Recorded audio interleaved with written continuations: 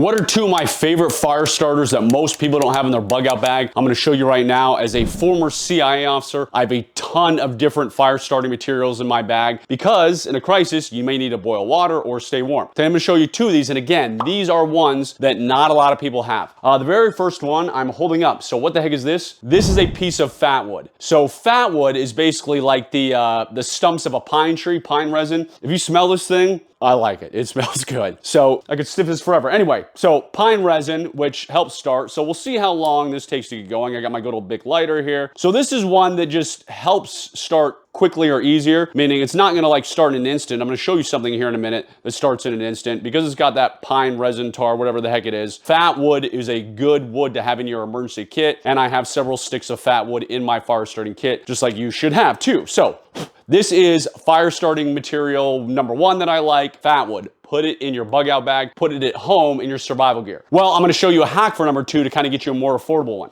So what are these right here? These things are fire cubes. So fire cubes, they come like, there's a million different names. Fire wet tinder, fire tinder, blah, blah, blah, blah. These fire cubes that I'm holding right here are from the Weber Grill Company. So yes, there are plenty of survival companies, plenty of camping companies that make these fire cubes, and go ahead and buy them. There's absolutely nothing wrong with them. But some of the fire cubes I own are again by the Weber Grill Company. So they make these so you can start your charcoal faster or use it for any type of fire. And they come in packs of 24, and these suckers will light quickly and for a good amount of time. So I'm gonna open up, you can see I pulled some off. So let me get out one of my trusty knives here and open up some of these fire cubes. I'm gonna show you how quickly these bad boys will burn. And heck, we'll use two of them. We'll get wild and crazy, put them there.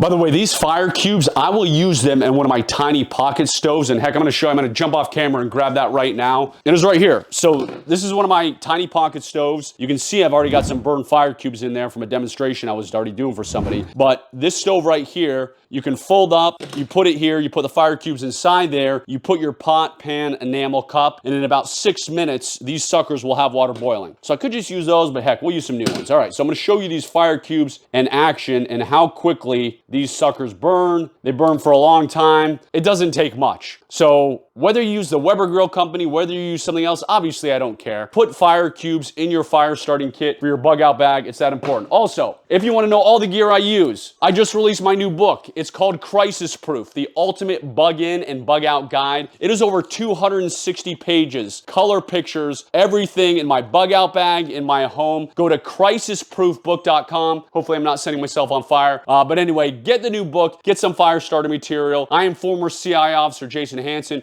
Get my new book, crisisproofbook.com.